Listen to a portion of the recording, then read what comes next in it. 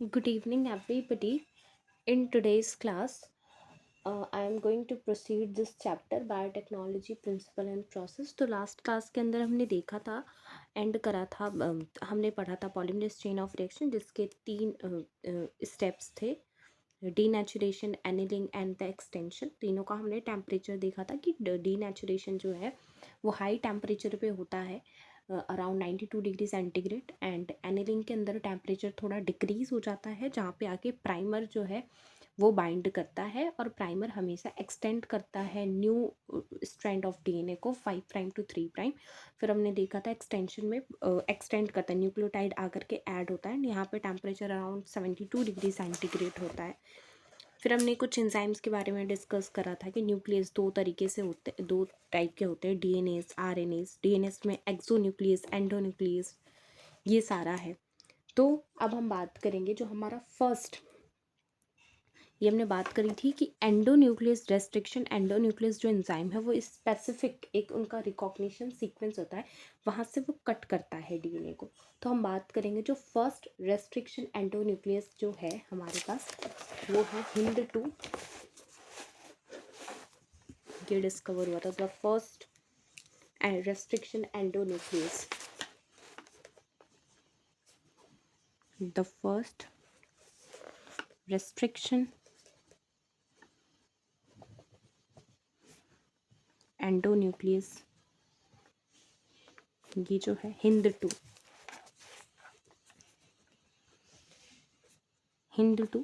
And इसका जो recognition sequence होता है वो 6 बेस पेयर का होता है। It has 6 base pair recognition sequence. ये है। फिर क्या है कि ये जो रिकॉग्निशन सीक्वेंस होते हैं इसकी एक प्रॉपर्टी होती है पैलिंड्रोमिक। ये पैलिंड्रोमिक प्रॉपर्टी शो करते हैं। It means 5 prime to 3 prime read करने से बोथ स्ट्रैंड में सेम होता है। फॉर एग्जांपल मलयालम एनसीईआरटी में दे रखा है। तो जो रिकॉग्निशन सीक्वेंस होते हैं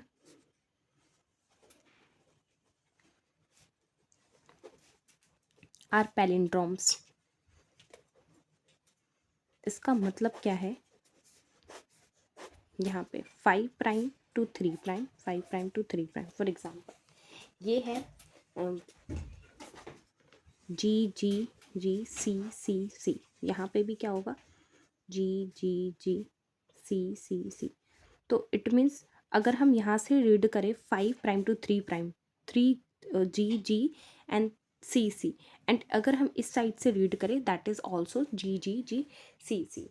ये है, तो ये है। एंड दूसरा जो एग्जाम्पल है सेकेंड वन, ये इको R1 जो रेस्ट्रिक्शन एंडोन्यूक्लियस एंजाइम है उसका रिकॉग्निशन सीक्वेंस है दैट इज GAATTC।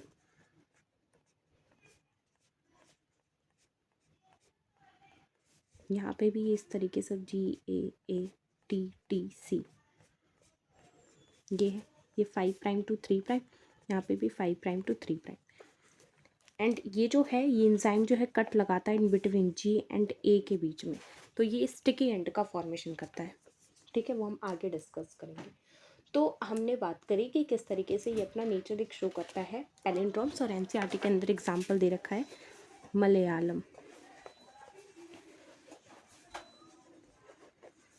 अगर हम यहाँ से भी रीड करें तो वो सेम होगा। ठीक है, तो we have 900 restriction endonuclease enzymes जो कि आइसोलेट करा गया है अराउंड 230 स्ट्रेन्स ऑफ बैक्टीरिया से। 900 restriction endonuclease have been isolated from over 230 strains of bacteria।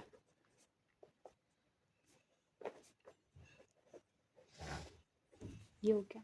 फिर क्या है कि रेस्ट्रिक्शन एंजाइम जो है स्टिकी एंड्स का फॉर्मेशन करते हैं।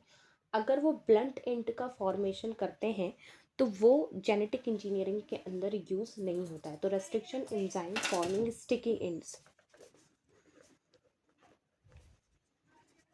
Forming sticky ends. तो स्टिकी एंड्स का क्या है जो कि यूज है, जेनेटिक इंजीनियरिंग के अंदर, ठीक है। रेस्ट्रिक्शन एंड न्यूक्लियस जो है स्टिकी एंड का फॉर्मेशन करते हैं। फॉर एग्जांपल यहाँ से ये है, ये इको R1 का है रिकॉग्निशन सीक्वेंस, ये GAATTC, यहाँ पे भी GAATTC, 5 prime to 3 prime, 5 prime to 3 prime, like this. ये जो इको R1 है रेस्ट्रिक्शन एंडोन्यूक्लियस एंजाइम, ये कट करा in between G and A के, तो यहाँ पे इस तरीके से G और यहाँ पे C, फिर ये पूरा TTAAG, इस तरीके से ये 5 प्राइम। इसका एक और एक साइट क्रिएट होगा, यहाँ पे भी कट करा है तो ये ऊपर C हो जाएगा, T A एंड A, ये इस तरीके से फॉर्म होगा।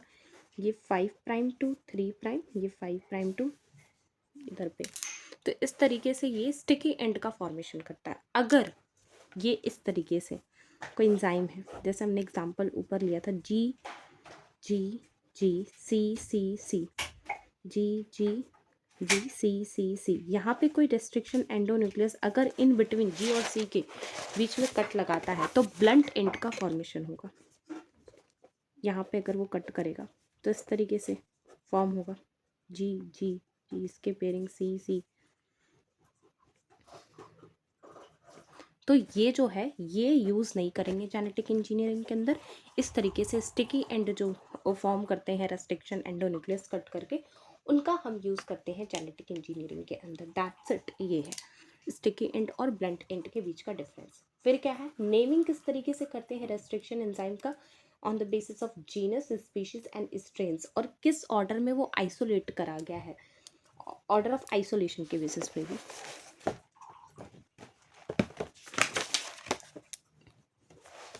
नेमिंग ऑफ रेस्ट्रिक्शन एंजाइम, ये किस तरीके से करेंगे, तो क्या है, फॉर एग्जांपल एस्केरिचिया कोलाई, ये है RY13, ये है। तो ये क्या है, यहाँ से हमने लिया E, यहाँ से हमने लिया C, ये लिया R, एंड इकोलाई का CO होता है इको, एंड ये R1। तो ये E कहाँ से आया, ये जीनस से आया है, ये जीनस है, ये स्पीशीज़ है, ठीक है। ये CO, ये जीनस से, R जो है स्ट्रेन बताता है, एंड ये ऑर्डर ऑफ आइसोलेशन को बताता है R1, ये जो 1 एंड है ये ऑर्डर ऑफ आइसोलेशन बताता है। ये हो गया, यहाँ तक हमने डिस्कस कर लिया कि किस तरीके से नेमिंग करते हैं रेस्ट्रिक्शन एंजाइम्स की। अब हम बात करेंगे किस तरीके से ये फॉर्म करता है। तो एक्शन ऑफ रेस्ट्रिक्शन एंडोन्यूक्लियस का तो हमने बात करी किस तरीके से स्टिकी एंड का फॉर्मेशन करता है, और हमने ये भी डिस्कस करा था लास्ट क्लास के अंदर कि सेम रेस्ट्रिक्शन एंडोन्यूक्लियस एंजाइम को यूज़ करते हैं for both gene of interest के कट के लिए और वेक्टर में जो कट लगाना होता है, तो सेम से करते हैं। उससे क्या होता है कि उनका जो लाइगेशन होता है वो ईजिली होता है। तो एक्शन ऑफ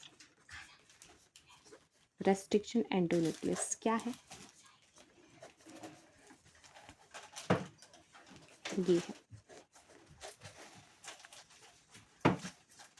इस तरीके से। यहाँ पे क्या है, सपोज दैट यहाँ पे GAATTC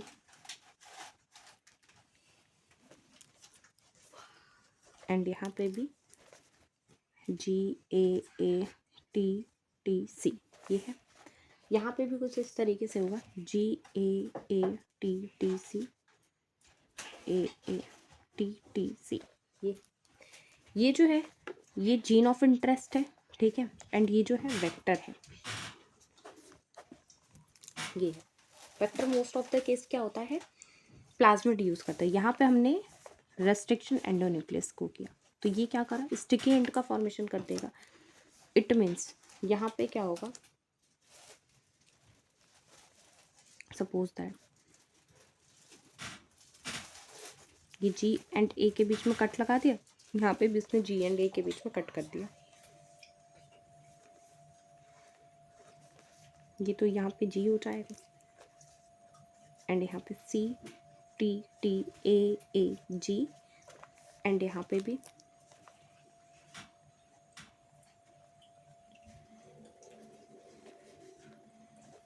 इस तरीके से, this is C T T A, ये जी के ए के बीच में कट लगा है तो ये तो जी तो चला गया, यहाँ पे भी कट करेगा, यहाँ पे भी कट करेगा, ये इस तरीके से। यहाँ पे क्या है, सिर्फ जी है। फिर ये क्या होता है, ये आपस में लाइगेट करते हैं with the help of DNA ligase. इस पर डीएनए लाइगेज एंजाइम जो है ये एक्ट करा, ठीक है। स्टिकी एंड, इसे हम कहते हैं यहाँ पे स्टिकी एंड का फॉर्मेशन हुआ है एंड स्टिकी एंड वाले ही जो रेस्ट्रिक्शन एंजाइम स्टिकी एंड का फॉर्मेशन करते हैं, उसी रेस्ट्रिक्शन एंडोन्यूक्लियस एंजाइम को जेनेटिक इंजीनियरिंग के अंदर यूज़ करते हैं। फिर ये क्या करता है, डीएनए लाइगेज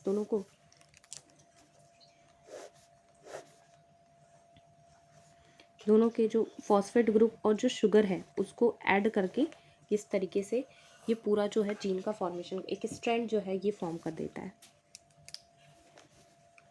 GAA TTC ये पूरा हो गया and GAA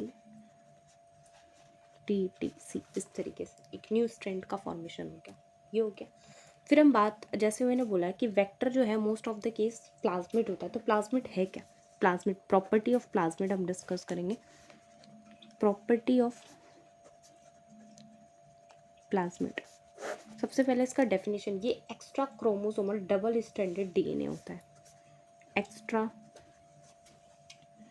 chromosomal double stranded DNA होता है, पहला, इस लाइन से क्वेश्चन बन चुका है। दूसरा, ये नॉट नेसेसरी फॉर सर्वाइवल, किसी भी बैक्टीरिया के लिए सर्वाइवल के लिए जो है ये नेसेसरी नहीं है, और इसके अंदर सेल्फ रेप्लिकेटिंग फेनोमेना प्रेजेंट होता है, तो not necessary for surviving. Secondly, ये जो है सेल्फ रेप्लिकेटिंग फेनोमेना इसके अंदर होता है, सेल्फ रेप्लिकेटिंग फेनोमेना जो है इसके अंदर ये प्रेजेंट है। और क्या है इसके अंदर, it transfer small amount of DNA, जैसे जो है बैक्टीरियल आर्टिफिशियल क्रोमोसोमल जो होता है और जो ये आर्टिफिशियल क्रोमोसोम्स होते हैं वो ह्यूज अमाउंट ऑफ डीएनए को जो है अपने ऊपर ऐड करके ट्रांसफ़र कर सकते हैं, लेकिन इसके अंदर जो कैपेसिटी है, it transfer only small amount of DNA, it transfer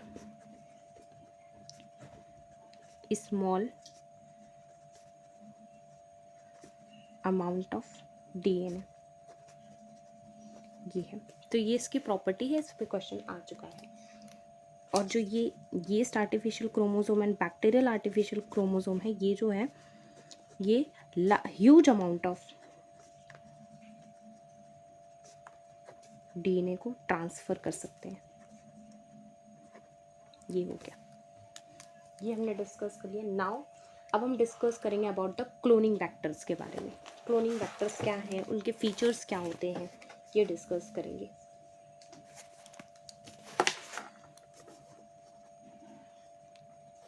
cloning vectors, cloning vectors जो है, अब हमने बात करी जैसे कि रिकॉग्निशन सीक्वेंस होता है रेस्ट्रिक्शन एंडोन्यूक्लियस एंजाइम का, उसे हम कहते हैं are called cloning vectors.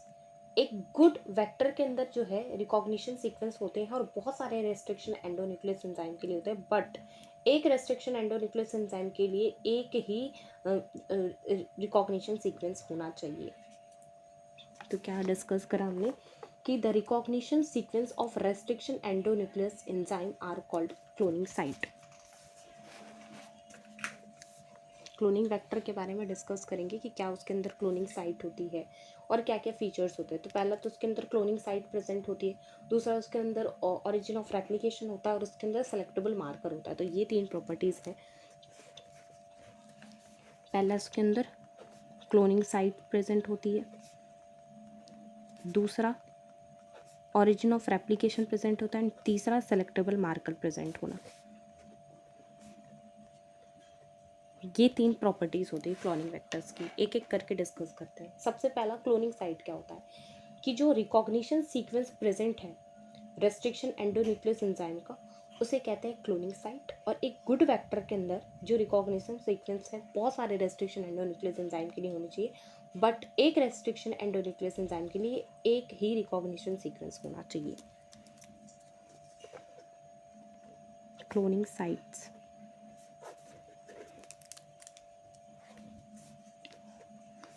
the recognition sequence of restriction endonucleus are called cloning site। ये हो गया पहला। एक गुड वेक्टर के अंदर a good vector has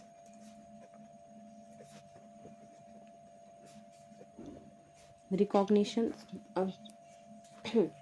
recognition sequence for many restriction endonucleus, recognition sequence for many restriction endonucleus के लिए, but single recognition sequence for each restriction endonucleus, but single recognition sequence for each restriction endonucleus। ये हो गया।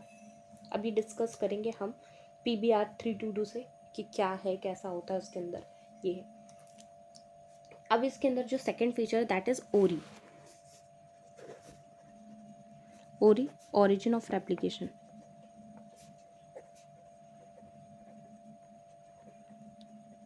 ये क्या है इसके अंदर कि जो जहाँ से रेप्लिकेशन स्टार्ट, जो replication the sequence where the replication start, sequence जहाँ से क्या होता है रेप्लिकेशन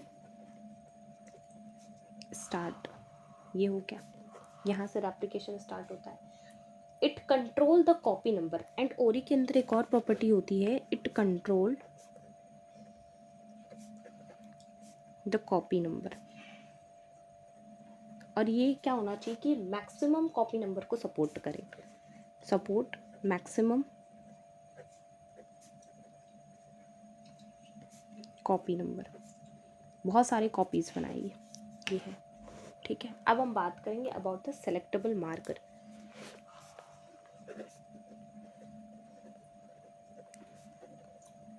ये क्या है, हमने सपोज दैट ये एक हमारा जीन ऑफ इंटरेस्ट है, ये कोई वेक्टर है, प्लाज्मिड है, हमने ये बनाया कुछ इस तरीके से, और ये हमने होस्ट के अंदर ये कर दिया। ये आर वेक्टर है, ठीक है, ये प्लाज्मिड है, सपोज दैट ये जीन ऑफ इंटरेस्ट है, ये हमने होस्ट के अंदर भेज दिया, ठीक है। फिर हमने इसको मल्टीप्लाई करा, तो क्या है कि किसी के अंदर रिकॉम्बिनेंट फैक्टर गया, किसी के अंदर, ठीक है, कोई जो है होस्ट के अंदर रिकॉम्बिनेंट डीएनए हमारा प्रेजेंट है, ट्रांसफॉर्म्ड है, किसी के अंदर नहीं है। एंड कभी कभी क्या होता है कि ये जो है कट हमने करा तो ये अपने आप ये इस तरीके से ज्वाइन हो जाता है, ये इसके अंदर प्रॉपर्टी होती है। तो हमें वैसा जो है जो मल्टीप्लिकेशन हमने करा है होस्ट के अंदर डाल करके, तो हमें वो चाहिए कि जिसमें ट्रांसफॉर्म्ड हो एंड रिकॉम्बिनेंट हो, तो हमें वो चाहिए। तो हम इस चीज़ को अपन पहचानने के लिए मार्कर करते हैं, सेलेक्टेबल मार्कर का यूज़ करते हैं to select the transformant from non transformant, ठीक है। इसलिए हम सेलेक्टेबल मार्कर को यूज़ करते हैं to select transformant from non transformants.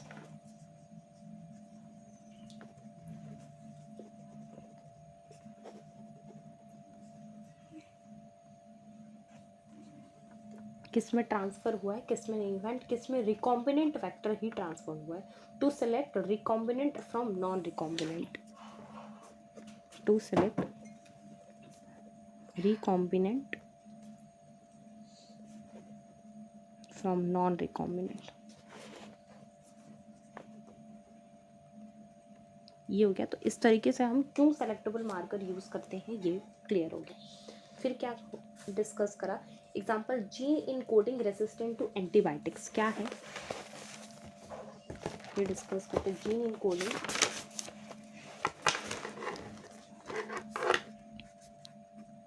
Gene example किस तरीके से हम सेलेक्ट कर सकते हैं, जीन इनकोडिंग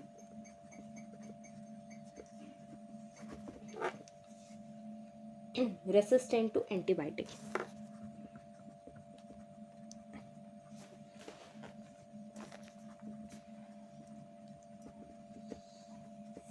क्या है, अब हम थोड़ा डिटेल में पढ़ेंगे। PBR322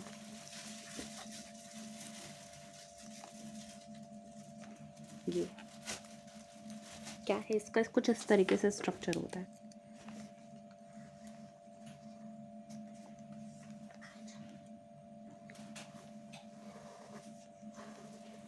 ये एग्ज़ाम में आ चुका है। इसमें कहाँ पे कौन सा जो है साइट है, कौन से एंजाइम जो है यहाँ पे एक्ट कर रहे हैं, तो ये इम्पॉर्टेंट है। यहाँ पे है PVU1, यहाँ पे होता PST1, ये हो गया। यहाँ पे कहीं पे होता है origin of replication, and origin replication में हेल्प करता है ROP, यहाँ पे एक जीन प्रेजेंट है ROP, ठीक है। यहाँ पे है BAM-H1 का रिकॉग्निशन साइट, एंड यहाँ पे है SAL1 का, ठीक है। एंड ऊपर जो है 3 एंजाइम का है, ECO-R1 का, यहाँ पे कहीं ECO-R1 का है, ऊपर में CLA1 का है, एंड यहाँ पे कहीं HIND3 का है। ये एज इट इज स्ट्रक्चर पूछ लिया जाता है इसकी लेबलिंग के लिए। तो क्या है, जैसे हमने अपना जीन ऑफ इंटरेस्ट यहाँ पे लाइगेट करा, यहाँ पे तो ligate the gene of interest in BAM-H1 site पे, तो क्या होगा, यहाँ पे ये जो है, ये जो साइट है वो टेट्रासाइक्लिन रेसिस्टेंट साइट है, एंड यहाँ पे जो है ये जो PVU एंड PST का जो साइट है ये एम्पिसिलिन रेसिस्टेंट साइट है। तो हमने यहाँ पे अपना जीन ऑफ इंटरेस्ट इंसर्ट करा है, ligate the gene of interest in BAM-H1 site, तो उससे क्या होगा, टेट्रासाइक्लिन डिस्ट्रॉय हो जाता है। हमने क्या करा, ligate the gene of interest in BAM-H1 tetracycline resistant site पे, ठीक है। यहाँ पे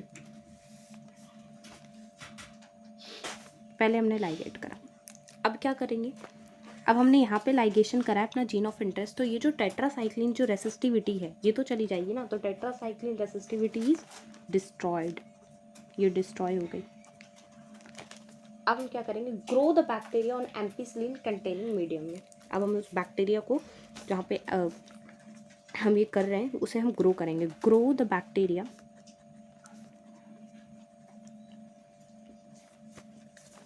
on ampicillin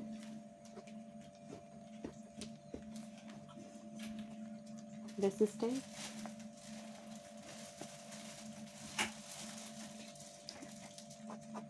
ampicillin containing medium.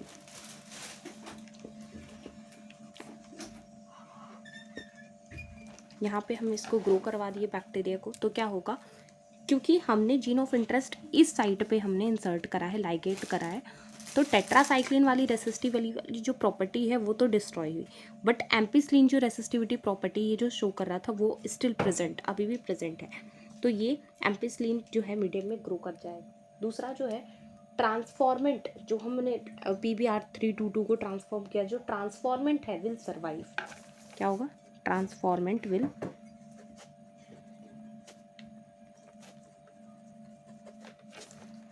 Survive, ये सर्वाइव कर जाएंगे।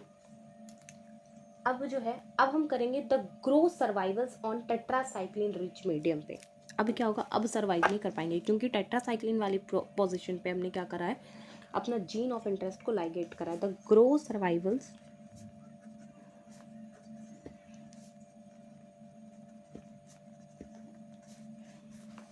On tetracycline medium.